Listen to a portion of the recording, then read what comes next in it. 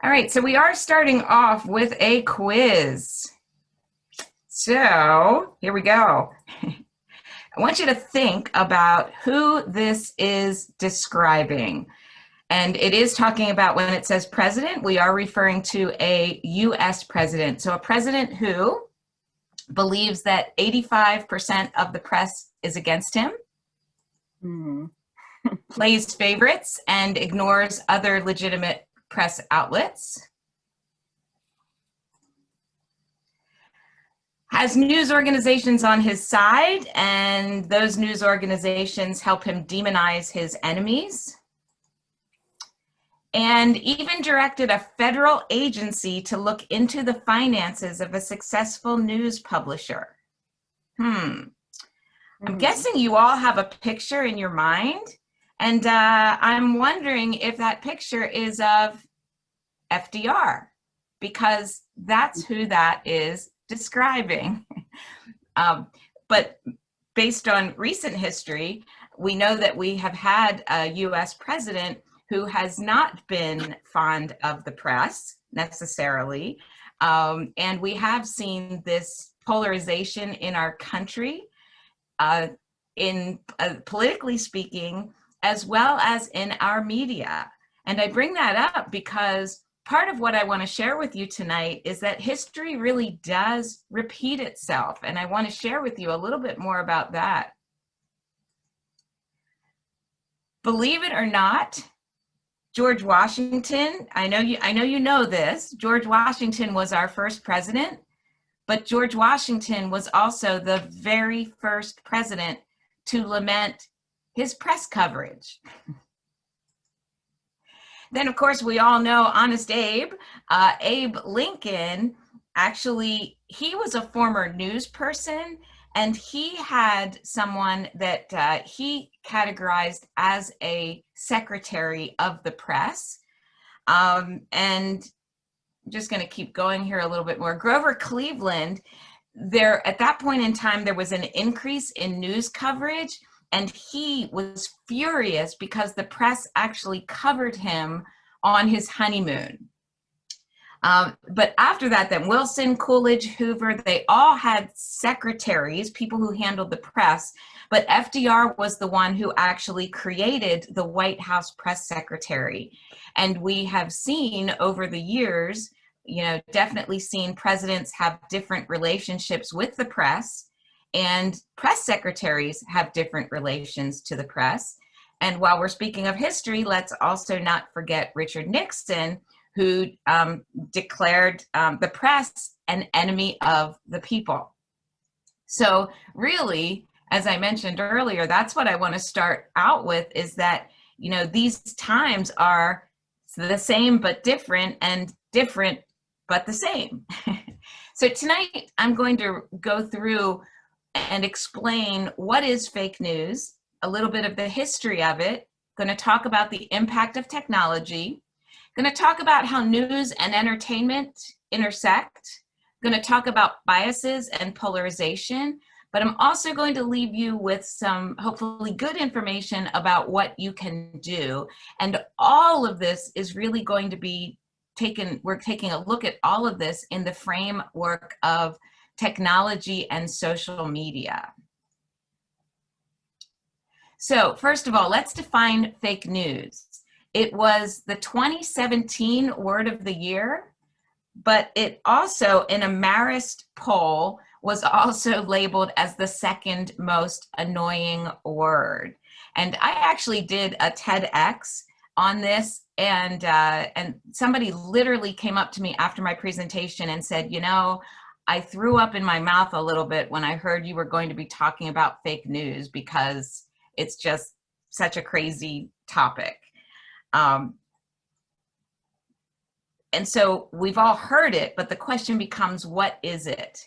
Now, I'm going to give you a definition that actually comes from a professor by the name of Melissa Zimdars. And when the term fake news started being thrown about, she created a Google Doc to help her students understand what fake news is. because obviously we think, well, fake news, it's news that's not true, but it's actually a little bit more in depth than that. And so she created these 4 categories. First of all, there is a category that is totally fake, 100% made up. And it's designed to be made up to have people think that it's real. Then there's also misleading and unreliable news, that which is really not factual. Then there are clickbait headlines that tell one story that's kind of biased, but the story itself is different. And the last category is that which is satire or comedy. And you're probably familiar with the Onion or the Babylon Bee. That would fit into that particular category. But it's really interesting that what she did was she identified these 4 categories, and then she started slotting news organizations into these categories. And there was so much pushback, she actually started getting death threats because of trying to help people understand this. And her work has continued on, but she actually did take her work offline for a while. And now there are some places that actually break this down into a little bit more differentiation. But I really think that it's good to understand that fake news really encapsulates all of these different categories. The other thing that goes back to what I was talking about earlier is that fake news is not new. As a matter of fact, the term has become popularized, but it's not new. According to Merriam-Webster, the first use was in 1890, and we can see this is actually just a replica of an actual headline that appeared in the Cincinnati Commercial Tribune in 1891. And so it is a term that has been used for quite a while. Of course, as we know, it came back into popularity. And then also, right around that time, we lived through a period called yellow journalism. And that is really where Hearst and Pulitzer were dueling publishers, and they each were trying to get part of the market share. And so they each relied on sensationalism. And I found this quote, which I thought was really interesting. It's from Edwin Diamond in his book, Behind the Times. It was said of Hearst that he wanted New York American readers to look at page 1 and say, gee whiz, to turn to page 2 and exclaim, holy Moses, and then at page 3 shout, God Almighty. So there are lots of stories about the war between Hearst and Pulitzer, and there's also speculation, although it's kind of been debunked, that they actually that news coverage led to Spanish-American War. That's pretty much been debunked.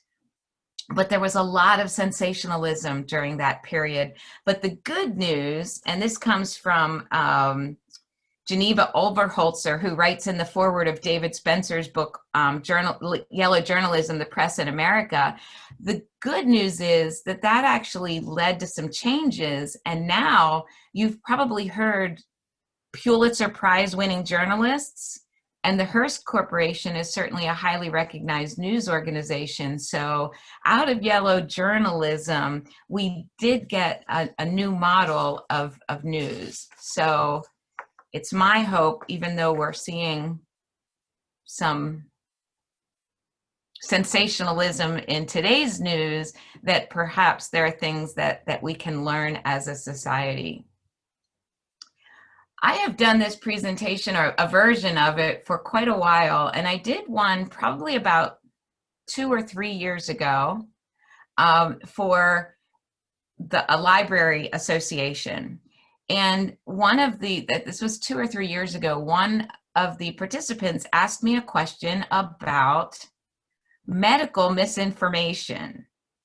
And at the time, I really was unfamiliar with how much fake news is related to medical issues. And I found this quote really interesting, and I'll go ahead and read it to you. Without exaggeration, significant harm to society and individuals derives from the wanton spread of medical misinformation. It is high time that this stop, and we lay at the feet of the purveyors of internet and social media content the responsibility to fix this. What I found most interesting is that this quote came from the Journal of the American Heart Association, and it was published in, let me bring it up into the screen here, February of 2019. So I bring this in here because we're certainly seeing a great deal of misinformation about COVID, but that too is not a new issue. Going back to AIDS and Ebola, there have been tons of issues with medical misinformation. And if we bring this out a little bit broader, there's also a book that I will highly recommend, and it's called The Death of Expertise, The Campaign Against Established Knowledge and Why It Matters by Tom Nichols. Really talks about, with the growth of the internet, how everybody has become an armchair expert. So because we think we can Google well, we think we know everything. And he has a quote here that says, "These are dangerous times. Never have so many people had so much access to so much knowledge and yet have been so resistant to learning anything." And he published that in 2017. So I think it's definitely an issue and something that is a problem and continues to grow as a problem, but it's not necessarily something that's new. So that's going to take us into how technology impacts us. And remaining on this theme that everything old is new again, I want to talk about, Martin Luther. It was actually technology that helped him distribute his 95 Theses. That was the printing press. Without that, he might not have had as wide of distribution of his 95 Theses as he did. And also, just kind of to take a look at this, we'll take a look at the issue of identity theft. There's speculation about when was the first recorded episode of identity theft. And lots of times when I've asked this question, people have said, well, it was probably in the early 2000s or, maybe even in the 1980s or 90s. And really, there are some who would argue that Jacob and Esau in biblical times was actually the first episode of identity theft. So identity theft and these issues aren't necessarily new, but because of technology, there's a faster and a further reach. I also heard this analogy once, which I thought is pretty interesting. In the let's say the mid 20th century, if somebody wanted to steal your identity, they had to go mailbox by mailbox by mailbox by mailbox to take out the credit card application. Well, now it's just a keystroke and somebody can steal hundreds of thousands, if not millions, of identity.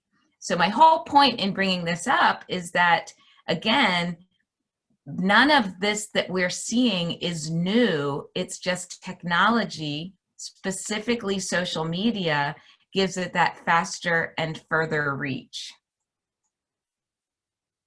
I want to talk specifically about the online impact. And according to Pew, this is from 2018. I did read some more current statistics as I was getting ready for this presentation, and they haven't changed much, so I didn't change this slide. I think now that's up to 93% of Americans get their news get at least some news online. 93% of Americans. And 40 to 45% say they often get their news online. And our use of mobile devices is increasing. And all of these things are particularly happening in those over age 60. So we're seeing growth of people over age 60 who are starting to get their news. You know, I know my father is 86, 87 years old, and I set up the tabs in his browser. So when he turns his computer on, he gets several tabs of news and he's getting them in his browser. I'm not even sure that at 87, he still gets a newspaper. So we are continuing now to get our news online and through social media. There's another book that I'll recommend because I don't think it's hyperbole to say that our lives are run by algorithms. And Kathy O'Neill, who's the author of this book, Weapons of Math Destruction, says the problem with getting our news online or through social media is that Facebook does not optimize for truth or content. It optimizes for likes and shares. And when we begin to see everything in a feed, our brains begin to assign the same weight to everything that we see in that feed. So an article from the New York Times and then if the next thing we see is from the Onion, and then the next thing we see is totally fake news, our brains actually see those as equal when they're not necessarily equal. If we go back to those categories I showed you earlier, but our brains don't make that differentiation.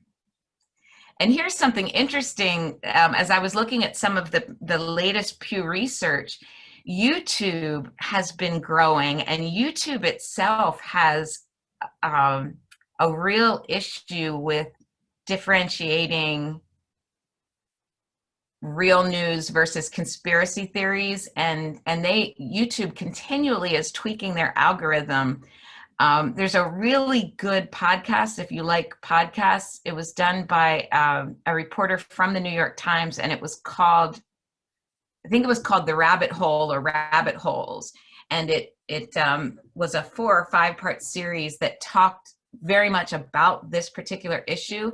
But one of the episodes was focused just on YouTube. And like there was a YouTube influencer who, and I'm going to forget the numbers now, but had like several 100 million subscribers. And the reporter from the New York Times was saying, oh, and New York Times has like 4 million. But 26% of the United States adults actually say that they get their news from YouTube. And 13% of those who were surveyed say that it's their most important way. And that includes reputable news organizations, but also independent publishers who really have nobody regulating them in any way, shape, or form. And 7 out of 10 of those independent channels are centered on personality-driven sources. So those would be YouTube influencers. And I'm going to talk about the whole issue of personality-based sources in just a little bit. The question becomes why? Why do people create news that is unreliable? Why do they create news that is totally fake?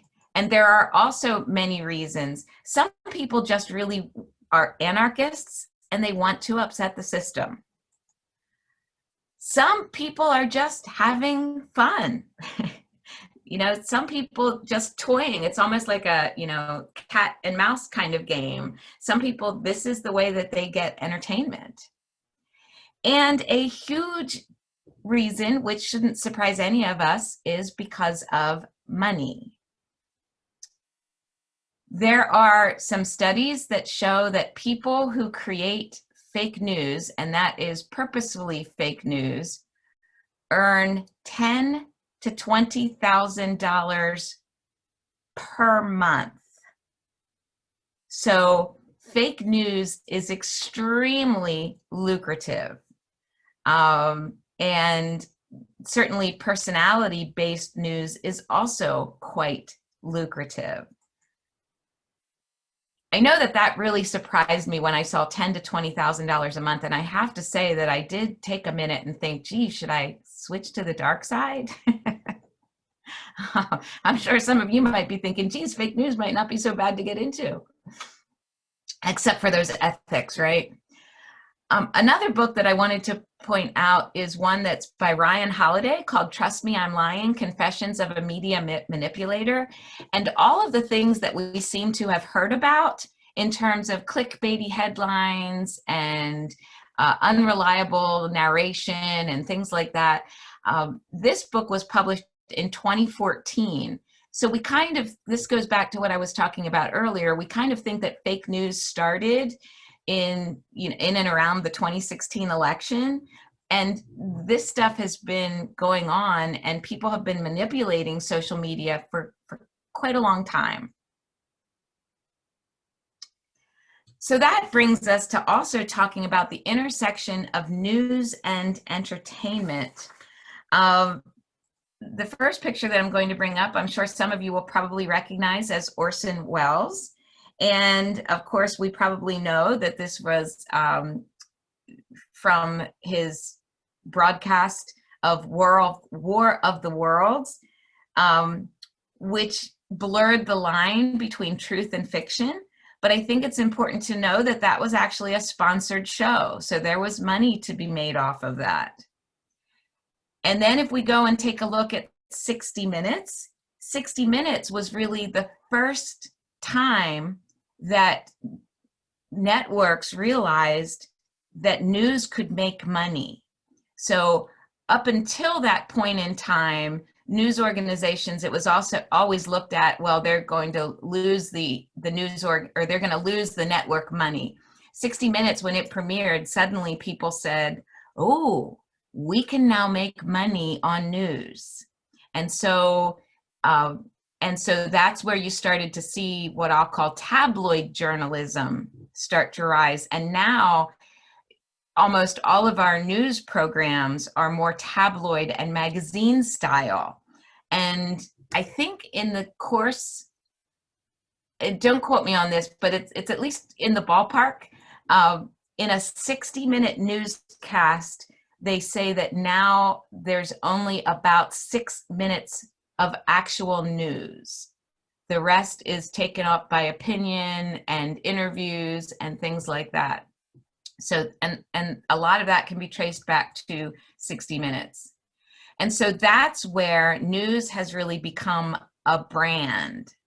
And that leads us into talking about personality-based news, which is really where we begin to rely on the person who's giving the information rather than the information themselves. And I will admit and acknowledge my bias. We're going to talk about bias in a little bit. I am biased because I actually am a trained journalist. So I understand what the tenets of good journalism is. And I think that it's really important because sometimes we look at these personality-based news and we think that they're subscribing, that they're a journalist. And really, someone who delivers and comments on the news is not necessarily a journalist. And so this is where, people like to broad brush and say, oh, all media. Well, we're way past the point of lumping media together. There's so much differentiation in media that we really have to look at what is the source of the news, where's the money behind it, is it personality based? So there's a lot that goes into being a journalist that we also don't necessarily see in today's society. I just want to share with you two more terms that have come up. One is post-truth, and post-truth is basically saying that we tend now to make decisions more based on emotion than we do based on fact. So we will, and I think we see news, particularly on social media, lead towards that. They want to create emotion. And that's generally something that I tell my students. If it's creating a pretty strong emotion in you, then you're probably reading something that's pretty biased. And it's probably designed to create that emotion in you. So that's something to definitely be aware of. And then there's also the term, which you may have heard of, which is the echo chamber. But again, back to the algorithms, we are shown things, the more we like something, the more we interact with something, the more we're going to be shown it. And PC World did a study of this during the 2016 election, and they created 2 Facebook profiles, and the 2 profiles had almost identical demographics.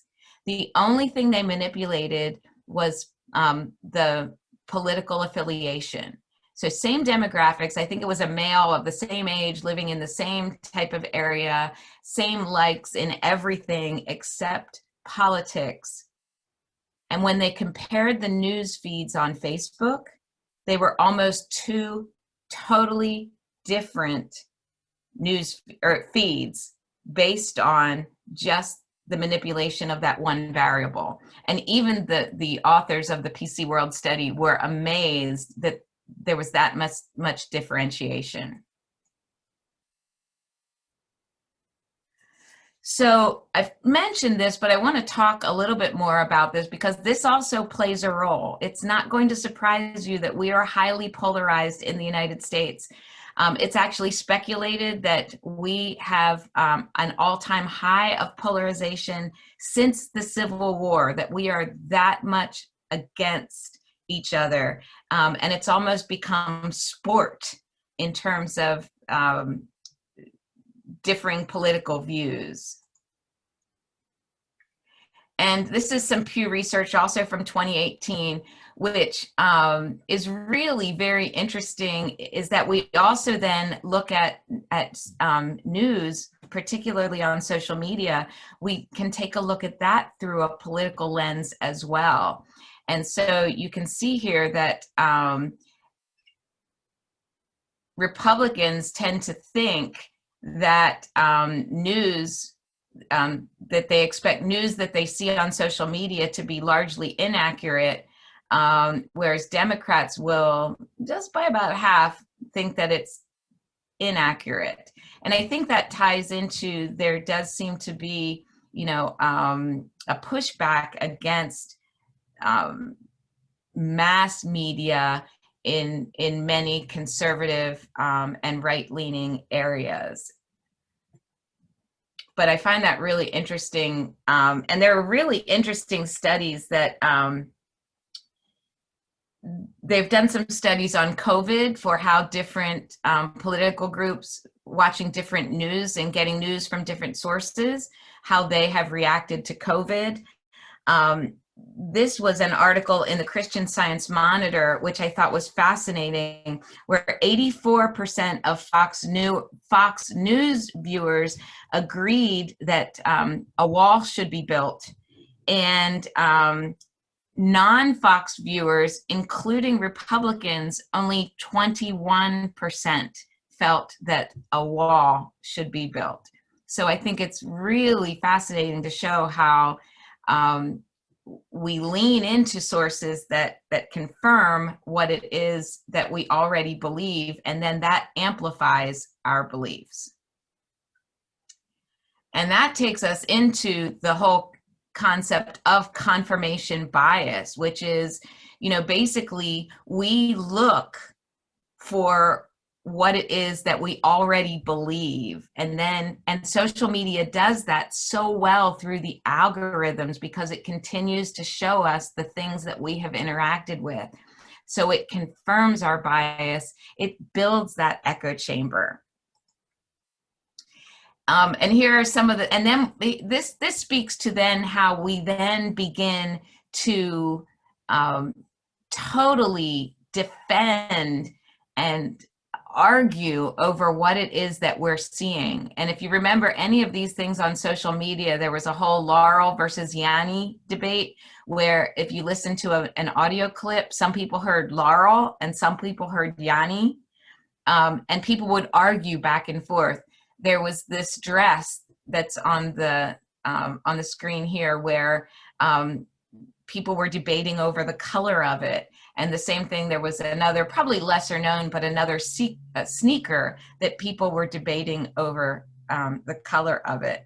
And scientists were able to explain why we might hear or see something differently. But the reason I bring this up is because when we believe something and we think we're seeing it with our own eyes, we will then fight to the bitter death to back up that particular point of what it is that we believe. And here's just another example that basically what you see depends on where you sit. And in internet terms, what you see depends on what your algorithm is showing you. Here's another book that I highly recommend, and it's called Willful Blindness, Why We Ignore the Obvious at Our Peril by Margaret Heffernan. And I think that this is really interesting and very true, is that we consider the people who disagree with us to be the most biased of all. We also forget to look back at ourselves, that we may be biased. So the question becomes, what do we do with all of this information, and how do we make ourselves better consumers? This is something that I highly recommend. This is my favorite site. It's called Media Bias Fact Check, and it is put together by what I'll call some armchair news checkers. And if you can see here, I'll zoom in a little bit here, a couple of things to take a look at. The first thing is the methodology. Lots of times people will say, well, that's, you know, so-and-so is sponsoring that, so we can't trust it.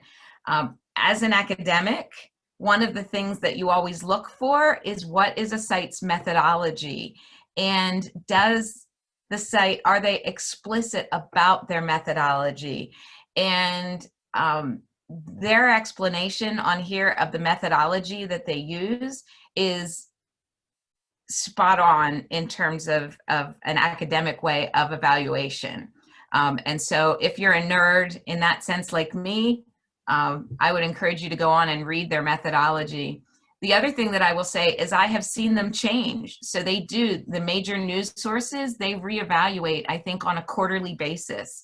And I have seen major news organizations move in the categories that they use, which will zoom, I think I'm going to circle that here. Yeah. So we have, they divide it into left bias, left center bias, least biased, right center bias, right bias, pro-science, and conspiracy sites. And I think, I didn't zoom in on this, but I think they also have entertainment sites like Babylon Bee and The Onion as well. But personally, what I try to do is I have some sources in the least biased section. Those include Reuters and Christian Science Monitor. Those are the two that I like, but I encourage people to go to the least biased source. I will look at center biases. On the left, I will read the New York Times and the Washington Post. Again, this is just personal. On the right, I do read the Wall Street Journal because I try to get a perspective that is least biased, but also shows me where things are leaning. I personally will avoid anything that's in a far right bias or a far left bias, because I pretty much, and if you click on some of the sites, it will tell you how factual they are. And what will get somebody into this far left or far right category is basically not being factual. There is another, satire sites are on here, as well as other questionable sources. There is another site and that is called All Sides. This is an old screenshot, but I'm using it because when I went in to look to update it, it was the day that the mask mandate, that the CDC changed their guidelines. And it was really funny because when they compared the coverage from the left, the center, and the right, they were almost all identical, which I thought was really interesting. So I used an old one that basically shows here that, you know, from the left, this is about Michael Avenatti and Brett Kavanaugh. From the left, it's Avenatti implicates Kavanaugh. From the center, the new client will go public with Kavanaugh. And then from the right, journalist trash porn star attorney. So you can see the difference of how this particular issue was covered very, very differently depending on the news source. And All Sides, I do a, sorry, we can zoom in on that just a little bit more. I do use this in one of my assignments in one of my classes. And then I have students actually evaluate a topic and then see how it was covered from the left, the right, and the center. But you can go on to All Sides and it will show you, it will give you, not only can you look at the individual sources, but then you can also see how kind of a composite view of how things are being reported on from the left, the center, and the right. All Sides is good. I just personally don't like their methodology. They also are very clear on their methodology. I don't like their methodology as much, mostly because they've moved away from this a little, but they used to have individuals could go on and affect their rating. Now they've separated them, so there's a consumer rating and an All Sides rating. But to me, that left it wide open that if an organization wanted to have their rating be moderated a little bit, they could just tell their 100,000 subscribers, go out and click on this link. But All Sides is still a pretty good source. One other comment that I want to make about fake news is that it is not just a United States problem, it is an international issue. And I purposely did not get into talking about Russian bots or anything like that because that's kind of beyond me. But it's not just directed in the United States, it is an international issue. I'll leave you with some thoughts about what the future holds, and it's really very interesting in terms of what's going to happen. And basically, experts are split, that saying that all of these issues that I talked about are not going to get better because of these reasons, and the other half are saying, no, it's our human nature, and we'll use technology to fix these issues. So I just find that really interesting that even the experts can't necessarily predict what's going to happen in the future. But I do believe, going back to what I talked about at the beginning, that things are definitely very cyclical in nature. There's also been an effort to increase social media literacy efforts, and schools have taken this on. But really interestingly is those category of people who are 60 and above. Sometimes we like to point fingers at the younger generation, but seniors, people who are older, actually have just as much trouble in distinguishing fake news from real. And I just like to encourage people to find opportunities to educate about social media literacy. I do teach at HACC, and there is a LibGuide at HACC on fake news. So you can actually just Google LibGuide, HACC, and fake news, and you'll find some really good resources there. And this is another resource that I just came across, and I offer to my students. It's a game. And basically, the game that you have to play is to try to get you basically have to be the bad guy in terms of getting fake news and misinformation out. But it's a really good teaching tool, and it's an interesting game to play. So I wanted to share that with you as well. So that's what we covered, what it is, the history of it, the impact of technology, the intersection of news and entertainment, biases and polarization, as well as what you can do.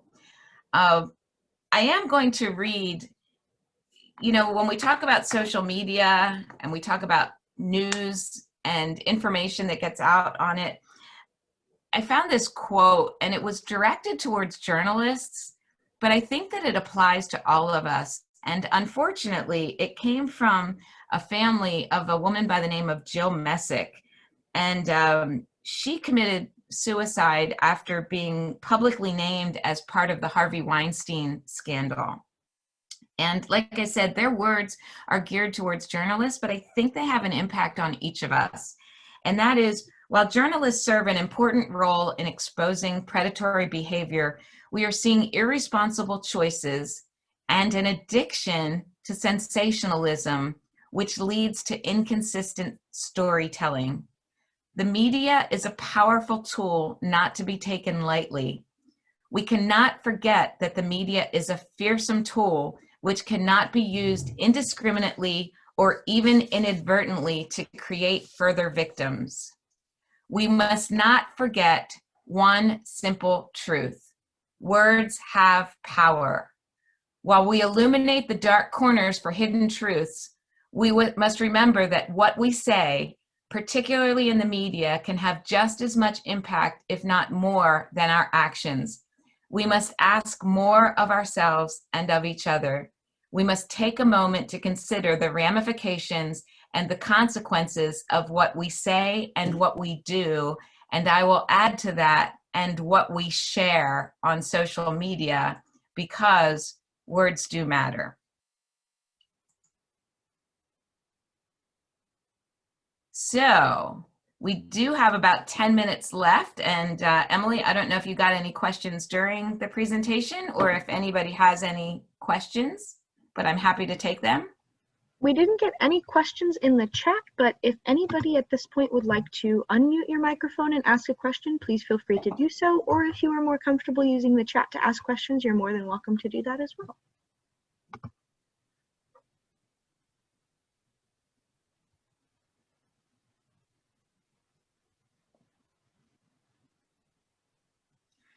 I'll ask some questions. Was there anything that was surprising or anything that you said, yeah, knew that, but opened my eyes a little bit more?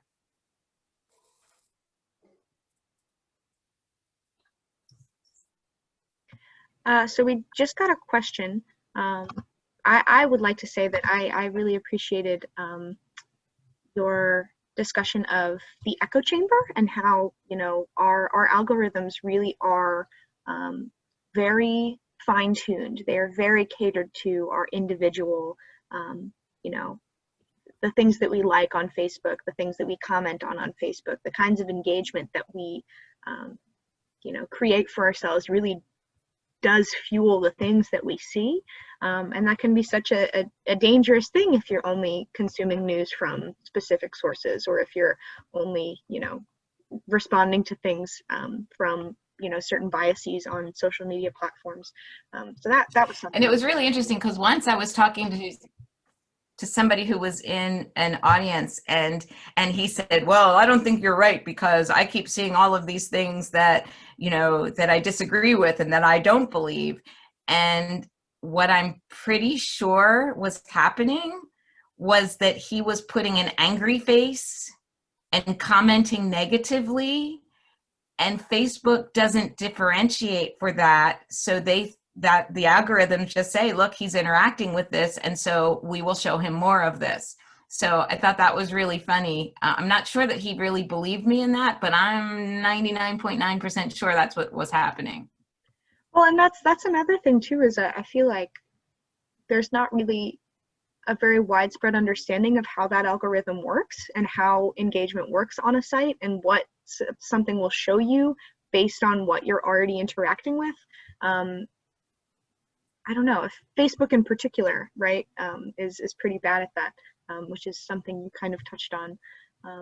Yeah, and the other thing is social media companies keep their algorithms secret. Mm-hmm. So, and social people who are work in social media are always trying to figure out the algorithm and how they can stay one step ahead of the algorithm. So Right. it is this big mystery of how things are working, but the end result is, you know, showing you more of what you want. That's why if you Google sneakers, you're now going to start seeing ads of sneakers. Right, exactly.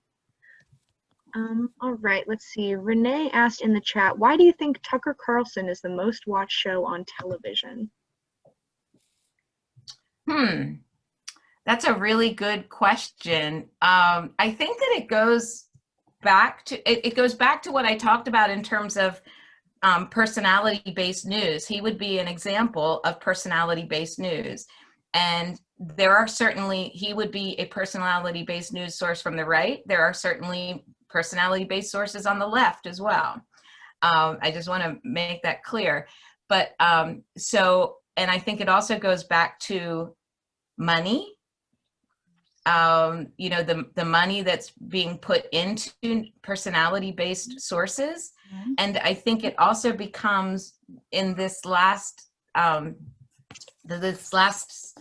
quote that I read, that we become addicted to sensationalism. And so I mean that in a general term, tune into those things where we get entertainment. So there are obviously a lot of people who are getting entertained and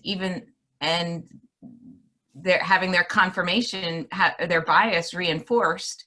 And so it becomes kind of an ugly cycle. Beyond that, I have to say that I'm not necessarily an expert in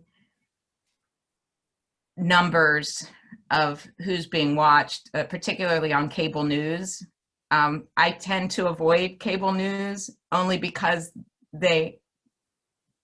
all cable news falls into a far left and a far left category, a far left and a far right category. I guess I have a question kind of based off of that, just the idea of cable news. Do you think that moving into the future we'll see more, what is the question that I'm asking? Do you think that there's been a trend away from cable news? Do you think that more and more people are getting their news online, or do you think that cable news will maybe have a resurgence? What do you envision for the future? Well, and see, that's why I kind of presented from the larger picture, because you almost can't divorce because that news organization, whatever it is, also has their social media arm, also has their web pages. So you can't divorce one from the other, at least easily. I'm sure there are experts who are able to do that. I see it all jumbled together.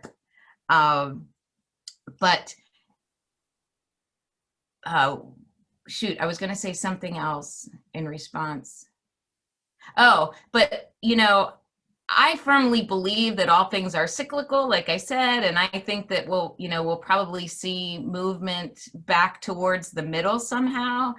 I was joking one time that I wanted to create my own news organization, and it would be called Sevilla TV, and it would only be based on fact news, and people would be expected to present and interact on a civil basis. And my husband said, yeah, nobody would tune in.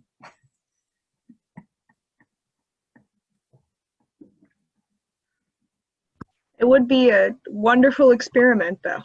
It would be a wonderful experiment. If I have some billionaire who wants to, test the theory, yeah. I'll give it a try. Sevilla TV was a good. Sevilla it's a great name. It's catchy. It is.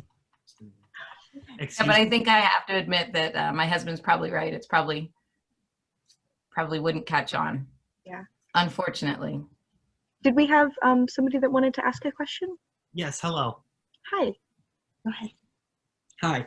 You mentioned that one of the things many people fear about why the stopping of, it's hard to say, why the stopping of fake news will not get better because humans can't keep up with technology. You said that, correct? I personally feel like, wait, Let me go back to that slide here. Actually, it's one of my later slides. So it's that they can't necessarily keep up with technology. And that's kind of like from a legal perspective as well. Like technology, the law is always trying to keep up with technology. So let me just go back just to make sure. There we go. So half of the people say that it will not get better because like our brains can't necessarily keep pace with technology. And I think that goes to probably like artificial intelligence and what was the other thing that was just in my brain? Artificial intelligence and algorithms. if you were to ask me though, I'm kind of worried it's kind of the, well, sort of opposite too. Technology is evolving incredibly quickly, much more than humans are, which is very true. But technology is far from perfect. In fact, it's extremely flawed, one of the most flawed things in the world, and it can be easily exposed by the if it's put into the wrong hands. And at lightning fast rates, fake news, theft, viruses, and other dangerous material is becoming more and more legitimate at alarmingly fast rates. It's hard for us to keep up with that kind. It's hard for us to really find what fake news is, what could be thievery, what could be dangerous and malicious, because of how people have been managing to make things look more secure, more safe, more legit. Oh, absolutely. Absolutely. Yeah. And that's why I think it's important to educate ourselves and make sure that we become good, conscientious consumers of what's out there. Yeah, I don't know why I thought of this when you were talking, but yeah, I've read stories where there are web publishers, and again, I'm not going to talk about bots because it's not my area of expertise, and I really don't know a lot about it. But there are web publishers, who maintain two different sites, and one caters to right-leaning people and one caters to left-leaning people, and they will publish the same article, but they will switch out the perspective and the emotional words that are being used. And so they're getting money by catering to both audiences.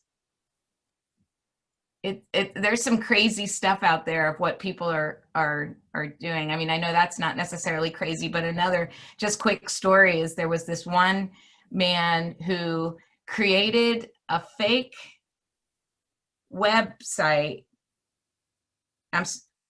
He created, it was back when the whole standing for the national anthem issue was going on. And so he created a Facebook group called "I Will Always Stand for the National Anthem." And so that attracted a lot of right-leaning people to it. And then he created a website which looked like a legitimate news site. And then he published an article on this to Facebook that was then shared like hundreds of thousands of times.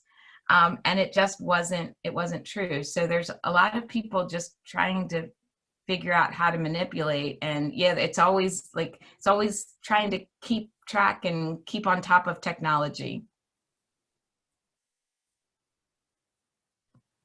I do want to be mindful of time here because it's a little bit past 8. If we have any last questions, we want to address those really quickly. Maybe one more question. You know what? I just popped up on chat. Yes, I am involved with Braver Angels. Braver Angels is an organization which is dedicated to depolarization in the United States, and yes, I am a part of that. And who is Tucker's equivalent on the left? The first person that comes to mind is probably Rachel Maddow. Maddow. I don't even know how to pronounce her last name because I avoid that. But that's the first person who comes to mind on the left. Okay. But again, just take that also with a grain of salt because that's not necessarily something I've researched. Okay. All right, well, thank you so much, and I apologize for my cat. He wants some attention.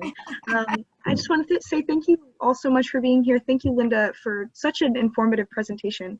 It was really such a, an eye-opening presentation for a lot of us, I'm sure, and gave a lot of very important context to a lot of the issues that we're seeing happen right now. So thank you so much. As you can tell, it's something that I'm pretty passionate about, so yeah, I absolutely. appreciate this, and I appreciate it showing up on the on your YouTube channel and your Facebook page. Yeah, absolutely. Well, thank you so much again. Thank you everyone for being here. And with that, I think we'll go ahead and call it an evening. All right, thank you very much. Bye bye, everybody. Have a good night.